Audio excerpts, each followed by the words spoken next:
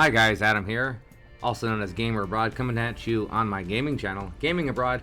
And the next guide that was requested of me was the Nurgle guide. So I'm going to give you a guide on the Nurgles. However, I want to warn you guys ahead of time, Nurgle is probably one of the weakest teams in Blood Bowl 3, and you kind of have to play them as a control team. You're going to have to use their disturbing presence ability to spread about the field and control the opponent player's movement of the ball. They're actually a moderately expensive team, and they can barely manage any kind of ball play. But with that in mind, if you want to play something interesting and something different, Nurgle can be fun.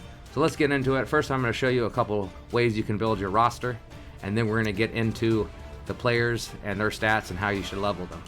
The first roster I'm going to show you is the roster you're going to want if you want to get all the big guys in it. And this is what that would look like. You would start with the 5 linemen, and that would get you enough money to get your Rot Spawn / Beast of Nurgle. And then you can pick up all 4 of the bloaters and fill in the rest with 1 Pestigore. Go with 2 rerolls, and you can fill in the rest with dedicated fans, bring up dedicated fans. Now, this is a cool roster for having the Rot Spawn and 4 bloaters in there. However, the downfall of this roster is the fact that you only have 1 Pestigore, which means you only have 1 ball handler. And if you were to lose that ball handler during the game, well, you're going to have a hard time after this. I actually don't recommend this roster. The only way to get another ball handler in there in case you lose that one, it's going to cost you a reroll and a dedicated fan. Just to afford that, that'll bring your roster up to 12, so perhaps you can remove a lineman and add a few dedicated fans up. But I don't like this at all. In fact, I don't like this roster at all. So let me show you a different roster that I like a little bit better. A roster that I like a lot better than that one is because it offers a little bit more rerolls, and you guys know from watching my videos, I'm a big fan of rerolls. I hate that feeling of the dice are screwing you, and I love having that do-over. So we're gonna go with 4 bloaters, 2 Pestigores. Pestigores you're gonna use as your ball handlers, and eventually we're gonna want to fill up our roster to 4, but we're gonna get into that when we talk about the player creation and leveling them up. And then let's fill in the rest of the team with 5 of the Rotter linemen. Now with the rest of the available money, we can actually afford 3 rerolls, but we can't afford any dedicated fans. However, I think this is a pretty good roster. This is the best roster in my honest opinion. I think if you were going to play the Nurgle, this should be the roster you start with. And eventually, you're going to want to get your 3rd and 4th Pestigore. And by the time you start doing that, you're going to have some of these Rotter linemen dying because they are very weak. But we'll get into that later. Another alternative roster, if you want a little bit of a stronger starting roster, you can get rid of this reroll, get rid of a bloater. You could actually add a Pestigore here. Bring your Rotter lineman down to 4, and then you can throw in a Rot Spawn. So that'll get you your big guy. And this roster is pretty good too. But like I said, you're sacrificing that reroll. However, you got a little bit extra left over there, so you get yourself up to 2 dedicated fans. Any of the last 2 rosters, those are the 2 I would go with. I wouldn't really go with the first one I showed you. I just got the worst out of the way first. And as you progress your teams, your Rotter linemen, as I said earlier, are gonna die, and then you're gonna start filling in your Pestigores and your bloaters up to their max capacity. All right, so now let's take a look at the players. Just for giggles, let's look at that big nasty guy first. Let's look at the Rot Spawn, also known as the Beast of Nurgle. Now this guy is really good with stopping players from getting away with his tentacles ability. He has the foul appearance, and even better, the Nurgles are just disgusting foul creatures. He has disturbing presence, and I was talking about that earlier. That's what makes him a great control team. It keeps the ball from moving about. I'll go ahead and read it to you. When an opposition player attempts to pass, throw teammate, or throw a bomb action, or even tries to interfere with a pass or a catch, he applies a -1 modifier for each player within 3 squares who has this skill. That's what makes Nurgle a great control team. But back to the Rot Spawn himself. By the way, this guy is really stupid, and this is one of the worst bonehead, really stupid limiting abilities you can get on a big man. So you're gonna have to keep somebody, or in this case something, next to him to keep him on track. When you start leveling this guy, the first thing you're gonna want to get on him is guard, stand firm, and then of course my favorite skill, block, or as an alternative for a 3rd skill, you could also go grab if you wanted, and that's going to be down here in the strength tree there. The reason why I'm going for stand firm and not block as the 2nd skill is because stand firm really supports the tentacles. You want to use those tentacles to keep players from getting away from you. So in order to keep yourself in the position that you want to be, you don't want to be pushed back. One thing about the Nurgle team is they really don't have that many good players to look at, but the next player we're going to look at is the Pestigore. So let's take a look at this guy. The Pestigore is going to be your ball handler. He's got the highest agility at 3+. He's got a movement of 6, which is solid.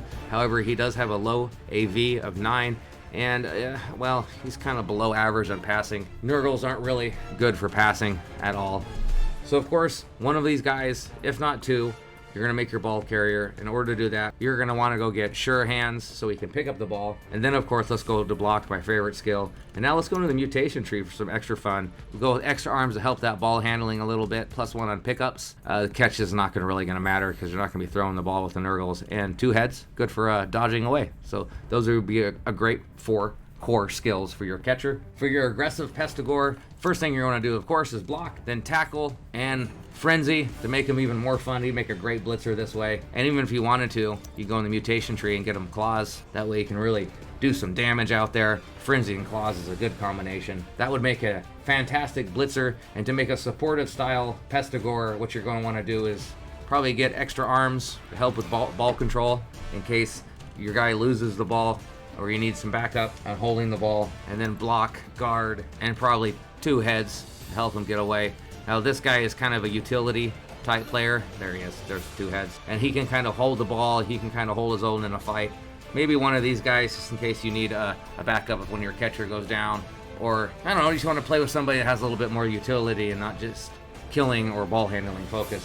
Anyhow, let's get on to the next guy, which would be the bloater. The bloater has that foul appearance and the disturbing presence. The disturbing presence is really, really great on the Nurgle team. If you spread these guys out during your defense, you can almost make it to the point where they can't even handle the ball anywhere near you. Disturbing presence is a great skill. And of course, they're damn ugly with their foul appearance. Absolutely fantastic for control, these bloaters. Now with the bloaters, when you start leveling up, first skill, number 1, block. Always block. I love block on body-to-body contact. The second skill we're going to go with in the strength tree is going to be the mighty blow. And then let's throw a guard and a stand firm on this guy. If we get him up to a 5th skill, why not go defensive? That would be a great rounded bloater, and I highly recommend following that leveling path for all of your bloaters, and you will have a pretty solid team if you have 4 of these guys on the field. Now let's get back to the trash of the team, and they are absolutely trash at a movement speed of 5, a strength of 3, an agility of 4, a passive why bother, and an AV of 9. Not only do they have an AV of 9, they're also decaying right there on the field, so the enemy opponent is getting a +1 on tests made on the casualty table against the player. These guys are gonna die, and they're gonna die often. Thank God they're so cheap at 35k. By the way, they also have the plague ridden on the off chance of once per match. If an opponent with a strength of 4 or less and without a regeneration, decay, or stunty trait suffers a dead result following a block or foul by this player, a new lineman is placed in the reserve box. It happens sometimes, but it's not really worth talking about. That's why I didn't mention it till now. The Rotter linemen are essentially worthless. You're rarely going to get one that's going to have a whole bunch of skills on them. You're just throwing them out there to feed the meat grinder. When you do finally start leveling some of these guys, I wouldn't expect to get them too high, as I was said. So let's go with the first skill with block. Block is great for that body-to-body contact. And since they're really crappy at strength, let's just go with wrestle to counteract the other players on the field that may have block. And of course, every team needs a sneaky get / dirty player, so one of those guys until he dies should be your dirty player from the general tab, and sneaky get in your agility tab. That'll be your fouler to get those annoying opponent players off the field for good. As a quick recap, the last 2 rosters I showed you are the recommended rosters. I personally would go with the 1 to 3 reroll shown here. Also, to summarize it up, Nurgles aren't in a very good place in Blood Bowl 3. However, they are a fun team, and it was requested that I make the guide. I don't think I'll be playing Nurgle, but if you were to play Nurgle, I really hope this guide will help you. I think they can be an interesting team. Their disturbing presence and foul appearance and the fact that they're just, I don't know, disgusting, kind of makes them kind of entertaining to see them out there playing some football. Anyways, my name is Adam, also known as Gamer Abroad. Thanks for coming to my gaming channel. I appreciate you guys sticking with me. Appreciate you guys watching my videos, and hopefully you guys will go and watch some of my other videos. That would be absolutely awesome, much as you guys are awesome. And I hope you guys stay that way, and I'll see you out there on the pitch. Take care, guys.